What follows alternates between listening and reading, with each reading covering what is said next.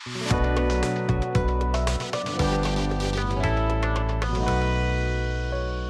Everyone, मैं हूं अभी गौरी और आप सब देख रहे हैं तोरा पारशा फॉर किड्स।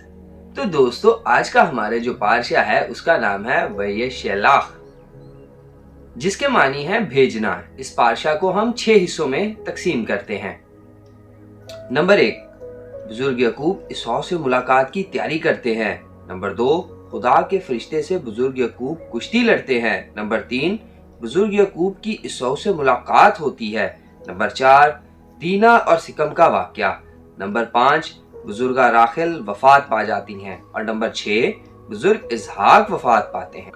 और दोस्तों, जब बुजुर्ग याकूब ईसा से मुलाकात के लिए जा रहे थे तो रास्ते में एक जगह ऐसा हुआ कि उनको खुदा के फरिश्ते मिले और बुजुर्ग याकूब ने उनको देखकर कहा, ये तो खुदा का लश्कर है, और उस जगह का नाम महनाईम रखा, जिसका मतलब है कंपनी ऑफ आर्म होस्ट, और जो कि खाना से निकला है। तो यहाँ दोस्तों, दरअसल बुजुर्ग याकूब को फरिश्तों के 2 गिरोह नजर आए, और एक गिरोह जो था वो उनको केनान में दाखिले पर खुशामदीद कह रहा था और दूसरा गिरोह उनकी पीछे से हिफाजत कर रहा था। इस तरह खुदा के फरिश्तों ने बुजुर्ग याकूब को आगे और पीछे से घेर रखा था। यहाँ से बुजुर्ग याकूब ने अपने आगे आगे एक नौकर को, जो अदूम के मुल्क को, जो शईर की सरजमीन में है, अपने भाई ईसा के पास भेजा। और वो नौकर बुजुर्ग याकूब के पास वापस आकर बताता है कि ईसा 400 आदमियों को साथ लेकर आपकी मुलाकात को आ रहा है। तब बुजुर्ग याकूब नहायत डर जाते हैं और परेशान होते हैं, और वो अपने साथ के सब लोगों, भेड़ बकरियों, गाय बैलों, ऊंटों के 2 गौल करते हैं और सोचते हैं अगर ईसा एक पर आ पड़े तो दूसरा बचकर भाग जाएगा। और उसी रात बुजुर्ग याकूब ने खुदा से अपनी मुहाफजत के लिए दुआ की, और बुजुर्ग याकूब ने अपने भाई ईसा के लिए ये नजराना लिया: 200 बकरियां, 20 बकरे, 200 भेड़ें, 20 मेंढे, 30 दूध देने वाली ऊंटनियां बच्चों समेत, और 40 गायें, और 10 बैल, 20 गधियां और 10 गधे। ये सब उन्होंने अलग किया और अपने नौकरों को सौंपा और अपने आगे आगे ईसा के पास भेजा और कहा, जब ईसा पूछे तो उससे कहना, ये आपके खादिम याकूब ने आपके लिए नजराना भेजा है। खुद वो हमारे पीछे पीछे आ रहा है। और उनको 3 हिस्सों में तकसीम किया और तीनों गौलों के रखवालों को यही कहने का हुक्म दिया। और बुजुर्ग याकूब ने सोचा, शायद इसी तरह से मैं अपने भाई का गुस्सा दूर कर लूं और उसको राजी कर लूं और वो मुझे कबूल कर ले, तभी मैं उसका मुंह देखूं। क्योंकि दोस्तों, इमसाल की किताब में लिखा है कि हदिया कहर को ठंडा करता है। और उसी रात दोस्तों, बुजुर्ग याकूब अपने बच्चों को, अपनी बीवियों को यबूक के घाट के पार उतारते हैं और खुद उसी जगह रह जाते हैं। और सारी रात एक शख्स बुजुर्ग याकूब के साथ कुश्ती लड़ता है, और जब वो गालिब ना आ सका तो उसने पू फुटने के करीब बुजुर्ग याकूब की रान की नस को छुआ, और बुजुर्ग याकूब की रान की नस चढ़ गई। और वो कहता है कि मुझे छोड़, मुझे जाने दे, क्योंकि पू फुटने वाली है। तब बुजुर्ग याकूब ने जान लिया ये कोई आम शख्स नहीं है, और उन्होंने उसे कहा कि मुझे बरकत दे तो ही मैं तुझे जाने दूंगा। तब उसने पूछा कि तेरा नाम क्या है? बुजुर्ग याकूब ने कहा, मेरा नाम याकूब है। सो उसने कहा, अब से तेरा नाम याकूब ना होगा, बल्कि आगे को तेरा नाम इसराइल होगा, क्योंकि तूने खुदा और आदमियों के साथ जोरा जमाई की और तू गालिब आया। और बुजुर्ग याकूब ने उस जगह का नाम फनीएल रखा।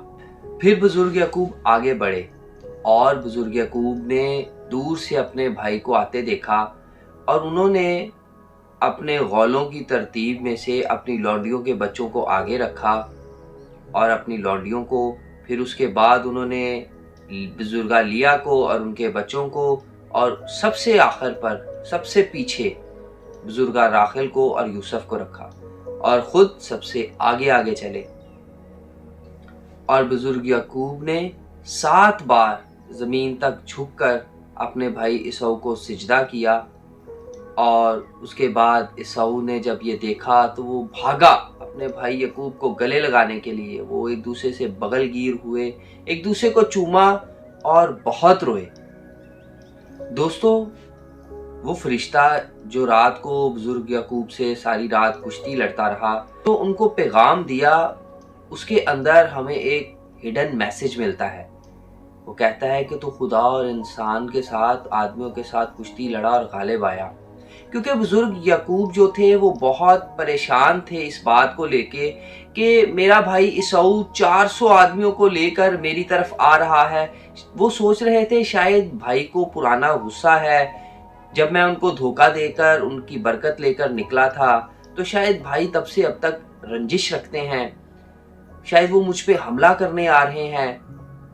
तो खुदावंद उनको ये बताना चाहते थे। और याद रहे, उन्होंने जब ये सोचा और वो डरे तो उन्होंने खुदावंद के हुजूर दुआ की, और खुदावंद उनको ये बताना चाह रहे थे कि तू मत डर, बल्कि मैं तेरे साथ हूँ, मेरे फरिश्ते तेरे साथ हैं। एक दस्ता तेरे आगे तेरी हिफाजत के लिए है, फरिश्तों का एक दस्ता तेरे पीछे तेरी हिफाजत के लिए है।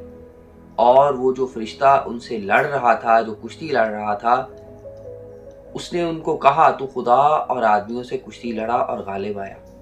इसका मतलब है कि वो उनको बताना चाह रहे थे कि जैसे तू अभी मेरे साथ कुश्ती लड़कर गालिब आया है, सुबह भी तू कामयाब होगा। जब तू अपने भाई के सामने जाएगा तो तू फिक्र ना कर, खुदावंद तेरी हिफाजत करेंगे, वो तुझे कोई जरर नहीं पहुंचाएगा। दोस्तों, यहाँ सोचने की बात है कि बुजुर्ग याकूब जब रात में उस जंगल में थे, उस हौलनाक बियाबान में, सन्नाटे में थे, और लिखा है एक शख्स आया और उनसे कुश्ती करना शुरू कर दी। मुमकिन है कि जब बुजुर्ग याकूब वहां थे और अकेले थे और फरिश्ते ने उन पर हमला किया तो उनको ये लगा हो कि कहीं ईसाऊ ने मुझ पे हमला कर दिया है, और उन्होंने उसी ख्याल में, उसी असना में उसके साथ दाव पेच लड़ाना शुरू कर दिए। लेकिन जल्द ही उनको ये मालूम हो गया कि ये अंदाज, ये दाव, ये कुश्ती करने का तरीका ईसाऊ वाला नहीं। बेशक वो 20 साल से अपने भाई से नहीं मिले थे, लेकिन जिंदगी का एक लंबा अरसा उन दोनों ने इकट्ठे गुजारा था, बचपन में इकट्ठे खेलते होंगे, तो उस दौरान जो थे वो एक दूसरे से कुश्ती भी लड़ते होंगे। तो वो जानते थे कि ईसाऊ उनको बचपन में कैसे दाव लगाता था। सो उन्होंने भांप लिया कि ये दाव ईसाऊ वाले नहीं। इसलिए उन्होंने उस फरिश्ते को, उस मैसेंजर को जाने नहीं दिया और उसे बरकत का मुतालबा किया। उन्होंने 7 बार झुककर अपने भाई को सिजदा किया, यानी कि आजिज़ी इख्तियार की। उन्होंने भाई को हदिया दिया इसलिए ताकि भाई का कहर ठंडा हो, और उन्होंने अपने भाई के सामने अपने दिल को उंडेला। उन्होंने अपने भाई से माजरत की होगी, और जब वो दोनों भाई एक दूसरे से मिले तो वो अपनी सारी पुरानी रंजिशें भूल गए। सारे गुस्से, किले, नाराजगियां सब उन्होंने भुलाकर एक दूसरे को गले लगाया और चूमा। दोस्तों, मेरे प्यारो, हमारे दरमियान भी कई दफ़ा लड़ाई झगड़े होते हैं। जब हम एक फैमिली में रह रहे होते हैं, हम एक ख़ानदान की सूरत में रह रहे होते हैं, बहन भाइयों के दरमियान कई दफ़ा, कई मामलात में, कई बातों पर गुस्सा, झगड़ा हो जाता है, ज़्यादती भी हो जाती है। तो दोस्तों, याद रहे कि बुजुर्ग ईसाऊ की तरह आपने अपने भाई को माफ़ करना है, और बुजुर्ग याकूब की तरह आपने अपने बहन भाई से जिसका कसूर आपने किया हो या गलती से जिसका कसूर हो गया हो, उसे माफ़ी मांगनी है। तो दोस्तों, ये था आज का पार्शा। फिर मुलाकात होगी एक नए पार्शा के साथ, एक नई वीडियो के साथ। तब तक के लिए मुझे इजाज़त दें। शालोम।